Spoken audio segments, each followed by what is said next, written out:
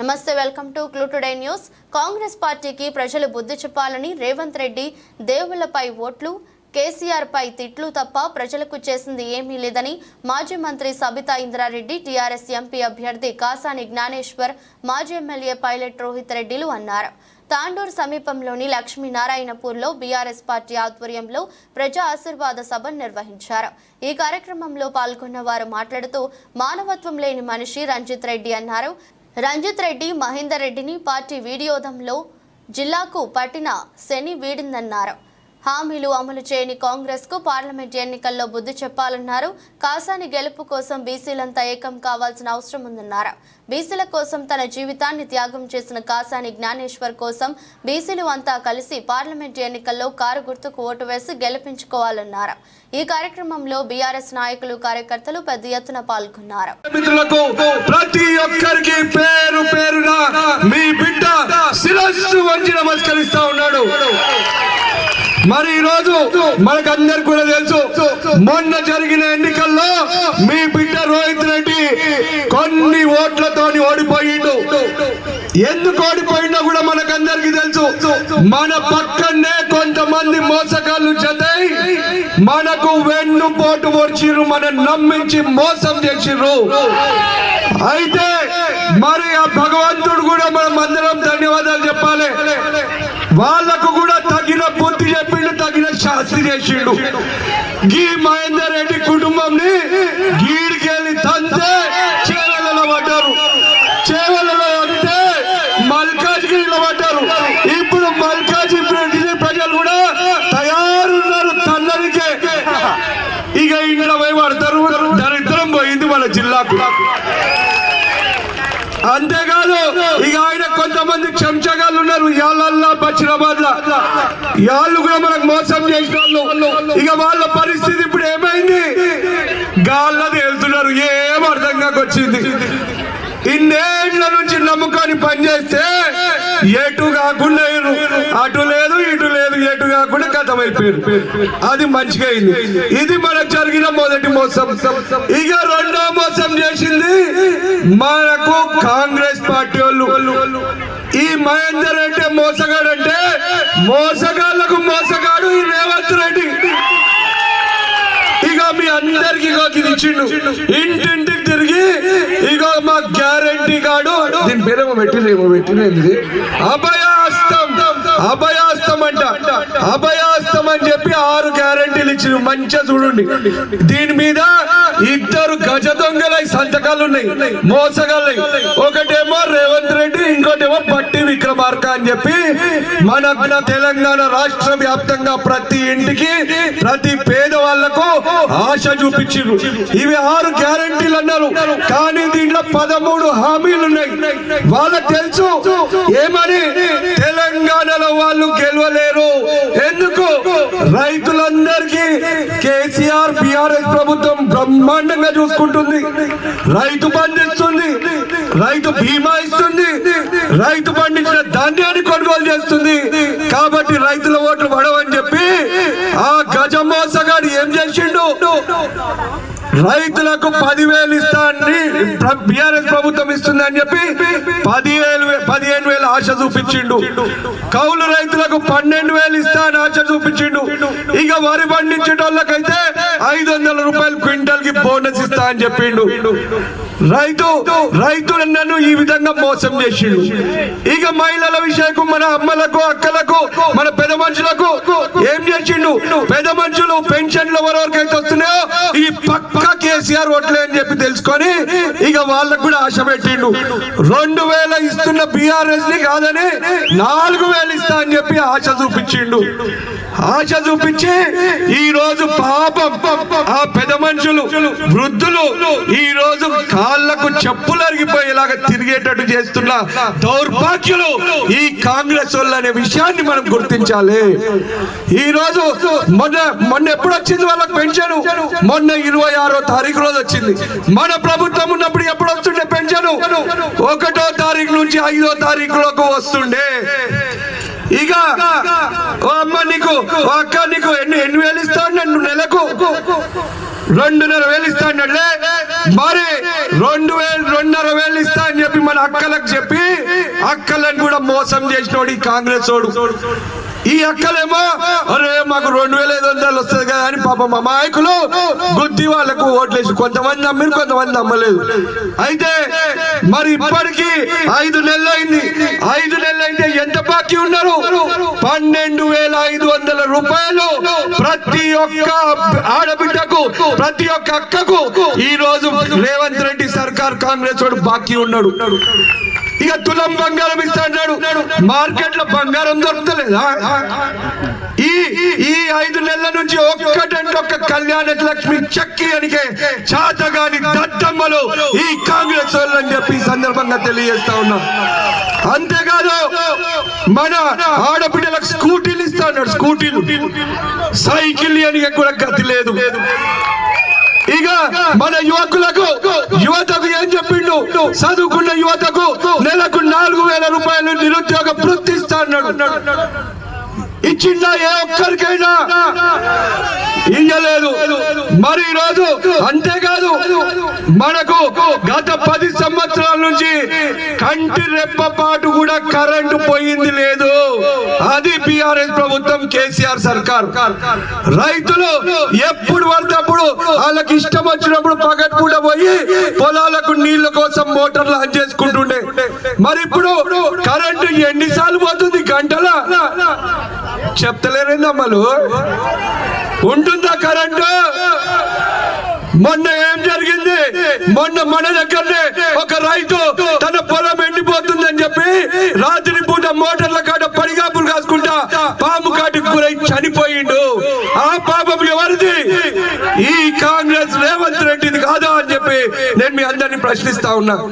ఈ రోజు వాళ్ళ కుటుంబం, ఆ రైతు కుటుంబం ఈ రోజు రోడ్డు పాలైపోయింది. మనకు రైతు బీమా అని చెప్పి మన కేసీఆర్ ఎవరన్నా రైతు చనిపోతే వారం తిరగక ముందే 5 లక్షల రూపాయలు ఆ కుటుంబంకి వచ్చేటివా కాదా? మళ్ళీ ఇప్పుడు 5 ఏళ్ల నుంచి ఒక్కరికన్నా వచ్చిందా? రాలే. ఇక నిన్ననే నా దగ్గరికి తాండూరు మండలం నుంచి ఒక రైతన్న వచ్చిండు, బోరు ఏడుస్తున్నాడు. అరే ఏంటి రైతన్న, ఎందుకు ఏడుస్తున్నావు? నీకేం కష్టం వచ్చిందని చెప్పి అడిగితే జేబుల నుంచే చిట్టి తీయబట్టే. ఏందా చిట్టి అని చెప్పి తీసి చూసిన, బ్యాంకోడు ఆ పొలాన్ని జప్తు నోటీస్ పంపించిండు.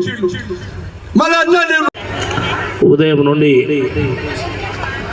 4వ మీటింగ్ ఇది. తప్పకుండా లాస్ట్లో తాండూరు రావాలనే కోరిక మీద ఇక్కడ రావడం జరిగింది. మీ మిత్రుడు, మా మిత్రుడు, మీ యువకిశోరం చెప్పిన తర్వాత ఇంకా ఏం మిగిలిన ఆనందం అన్నట్టుగా జర ఆపునానా. మిత్రులారా, 13 తారీఖున ఉదయం ఈవీఎం మిషన్లో 1వ నంబర్ మీద కారు గుర్తుకు ఓటేసి మమ్మల్ని గెలిపించవలసిందిగా మిమ్మల్ని అందరినీ ప్రార్థిస్తున్నాం. ఎందుకంటే ఇంతకుముందు చెప్పినట్టుగా మన పెద్దలు మాజీ ముఖ్యమంత్రి వర్యులు మీ మీద నమ్మకంతో తప్పకుండా చేవెళ్ళ ప్రాంతంలో బీసీలకు ఒక ఛాన్స్ ఇవ్వాలన్న ఉద్దేశంతో ఆయన నమ్మకాన్ని పెట్టి చేవెళ్ళ ప్రాంతంలో మరి పెద్దలు సత్యనారాయణ రెడ్డి గారు మిగతా మిత్రులందరికీ వాళ్ళ కోరిక మీద నాకు ఇవ్వడం జరిగింది. మిత్రులారా, నేను కూడా 5 సంవత్సరాలు ఉమ్మడి రంగారెడ్డి జిల్లాలో జిల్లా పరిషత్ చైర్మన్గా పనిచేసిన. మీ అందరి యొక్క ఆశలకు, మీ అందరి యొక్క ఆశీర్వాదం కొరకు ఆ రోజు గ్రామాలను తిరగవలసిన అవసరం వచ్చింది. అన్ని ప్రాంతాలు తిరిగాను నేను. అప్పుడు నా ఎంబడి జిల్లా పరిషత్ మెంబర్గా మాధవరెడ్డి గారు కూడా ఉన్నారు. ఆయన ఇప్పుడు ఈ స్టేజ్ మీద కూడా ఉన్నాడు. చక్కగా 5 సంవత్సరాలు పూర్తిగా కార్యక్రమాన్ని చేస్తాం. మిత్రులారా, మంచి కార్యక్రమం చేసిన సందర్భాలు ఉన్నాయి. మళ్ళొకసారి కాలాతీతమైంది. నేను వేరే మిమ్మల్ని విసిగించకుండా 13 తారీఖున జరగబోయే ఎన్నికలకు తప్పకుండా మీరు కారు గుర్తుపై ఓటేసి నన్ను ఆశీర్వదించి చేవెళ్ళ గడ్డ తప్పకుండా తాండూరుతో మొదలవుతుంది. ఈ విజయకేతనం ఎగరేసి మరి కేసీఆర్ గారికి గిఫ్ట్గా ఇవ్వాలనేది మా అందరి కోరిక, మీ కోరిక. ఈ సభను చూసిన తర్వాత ఎలాంటి సందేహం లేదు, చేవెళ్ళ గడ్డ మీద తప్పకుండా బీఆర్ఎస్ జెండా ఎగరవేస్తామన్న నమ్మకం మనందరికీ ఉంది. మిత్రులారా, ఈ కార్యక్రమానికి ఇచ్చేసిన మీ అందరికీ పేరు పేరున తల వంచి నమస్కారాలు చేస్తూ తప్పకుండా కారు గుర్తుపై ఓటేసి మమ్మల్ని ఆశీర్వదించవలసిందిగా మిమ్మల్ని ప్రార్థిస్తున్నాను. Thank you. ఎప్పుడు పిలిచినా ఈ ప్రాంతానికి వచ్చి ఇక్కడున్న ప్రజలతో మమేకమై ఇక్కడ సమస్యల పట్ల అవగాహన ఉన్న వ్యక్తి కాసాని జ్ఞానేశ్వర్ గారు. ఈరోజు మన ఎంపీగా పోటీ చేస్తా ఉన్నారు. బీఆర్ఎస్ పార్టీ తరఫున కేసీఆర్ గారు పంపించారు. వారితో పాటు మన పార్టీ అధ్యక్షులు ఆనంద్ గారికి, వికారాబాద్ ఎక్స్ఎమ్మెల్యే గారు, అదే విజయ్ కుమార్ గారికి వైస్ చైర్మన్ గారు, వేదిక మీద ఉన్న రాజు గౌడ్తో పాటు పార్టీ అధ్యక్షులు యాలల్ బషీరాబాద్ సంబంధించిన పార్టీ అధ్యక్షులు, అదేవిధంగా సోదరులు వేదిక మీద ఉన్న వాళ్ళందరికీ కూడా ప్రతి ఒక్కరికి పేరు పేరున, అదేవిధంగా ఇక్కడికి వచ్చిన మా అన్న చెల్లెళ్ళకి, మా అక్క తమ్ముళ్ళకి, మీ తాండూరు ఆడబిడ్డగా మీకు అందరికీ కూడా చేతులు జోడించి నమస్కరిస్తా ఉన్నాను. అదేవిధంగా పత్రికా మీడియా సోదరులకు కూడా. రోహిత్ అన్నీ మాట్లాడి ఉన్నాడు. ఏదైనా చెప్పుదామా మిగిలిపోయిందంటే ఏం కనిపిస్తలేదు. కానీ ఒక్కటి చెప్తున్నాను, కేసీఆర్ గారు 3 సార్లు ముగ్గురిని పంపించారు. ఒకటి కొండ విశ్వేశ్వరరెడ్డిని పంపించారు.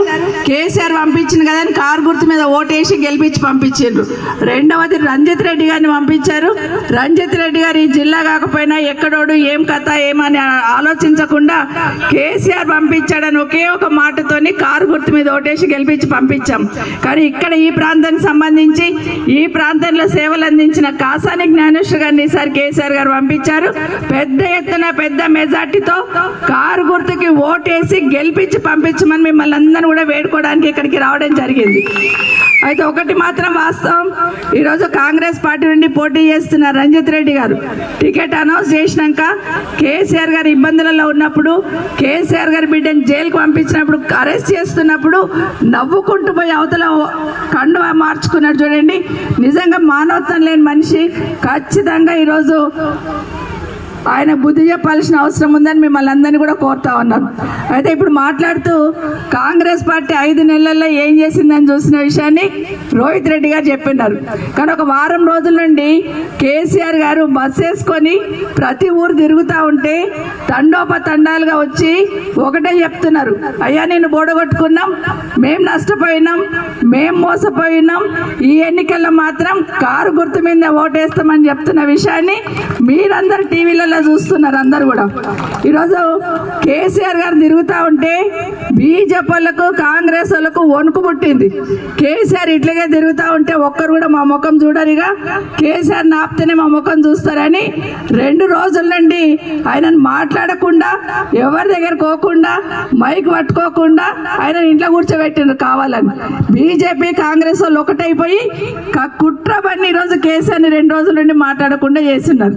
కానీ నిన్న కేసీఆర్ గారు ఏం చెప్పారు, నేను మాట్లాడకపోతే నా వెనుకున్న నా నాయకులు, కార్యకర్తలు అందరు కూడా ఒక్కొక్క కేసీఆర్ అయి బయలుదేరుతారు, బీఆర్ఎస్ పార్టీని గెలిపిస్తారని చెప్పిన విషయాన్ని ఒకసారి గుర్తు చేస్తా ఉన్నాను. అయితే ఎన్నికల కన్నా ముందు కాంగ్రెస్ వాళ్ళు ఇచ్చిన హామీలన్నీ ఒక్కసారి గుర్తు చేసుకోండి.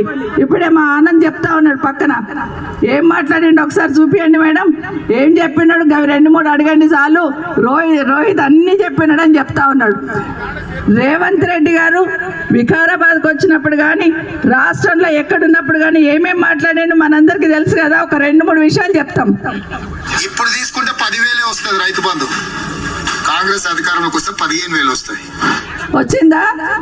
నెక్స్ట్ 2 లక్షల రుణమాఫీ గురించి, రుణమాఫీ అయిన వాళ్ళు అందరూ ఎంబడమై మళ్ళీ 2 లక్షల రుణం తెచ్చుకోరి, డిసెంబర్ 9 నాడు నేను అవి మాఫీ చేస్తాను. కాబట్టి రైతులందరికీ నేను విజ్ఞప్తి చేస్తున్నా, చేసిండా తెచ్చుకోరి, వచ్చిన ఎంబడే నేను రుణమాఫీ చేస్తాను. అయిందా 2 లక్షల రుణమాఫీ? అయిందా? ఇప్పుడు పెన్షన్ తీసుకుంటే 2000 వస్తుంది, కానీ ఒక్క నెల వాయిదా పడ్డదంటే వచ్చే నెల మేము 4000 ఇస్తాం. ఇస్తున్నాడా? రూపాయి ఫీజు కట్టకుండానే పరీక్షలన్నా. ఇట్లా ఒక 2-3 మాటలు చెప్తున్నాము. ఇదే కాదు, ఏం చెప్పిండు? రాగానే 500 రూపాయలకు గ్యాస్ ఇస్తాడు, ఇచ్చిండా? రాగానే కరెంట్ 200 యూనిట్లు మీరు కరెంట్ బిల్లే కట్టొద్దు అన్నాడు. ఇప్పుడు రోహిత్ పంపిస్తున్నాడు. దయచేసి ఆలోచించమని చెప్తున్నా. ఈ మధ్య కొత్త ఏం నేర్చిండు? 2 లక్షలు రుణమాఫీ చేస్తా అన్నాడు కదా. ఈ 2 లక్షలు రుణమాఫీ కాకపోయేసరికి ఏ ఊరికి పోతే ఆ ఊరు దేవుని మీద ఒట్టు పెడుతున్నాడు, చూస్తున్నాం కదా. యాదగిరిగుట్ట పోతేనేమో నరసింహస్వామి మీద ఒట్టు పెట్టి, గద్వాలు పోతేనేమో అక్కడ అమ్మవారి మీద ఒట్టు పెట్టి, అక్కడ పోతేనేమో సిరిసిల్ల పోతేనేమో వేములవాడ దేవుడి మీద ఒట్టు పెట్టి, ఇప్పుడు ఏమనుకుంటున్నాడంటే మన పద్మనాభ స్వామి ఉన్నాడు కదా, అనంతగిరి పద్మనాభ స్వామి ఉన్నాడు కదా, బాబాయ్ ఇప్పుడు ఇక్కడెక్కడ వస్తాడో, నా మీద ఒట్టేడ పెడతాడో, రాకుండా ఉంటే బాగుండు ఆగస్టు అయిందాకా అనుకుంటున్నాడు. ఒకటి ఏం నడుస్తున్నదంటే ఈ 2-3 నెలల నుండి దేవుళ్ళ మీద ఒట్లు పెట్టుడు, కేసీఆర్ను తిట్టుడు, మైక్ పట్టుకుంటే కేసీఆర్ను తిట్టుడే తప్పిస్తే 5 నెలల నుండి ఏమైనా పని చేసిండ్రా? ఒక్కసారి ఆలోచించండి. ఒక్కసారి మోసపోయినారు.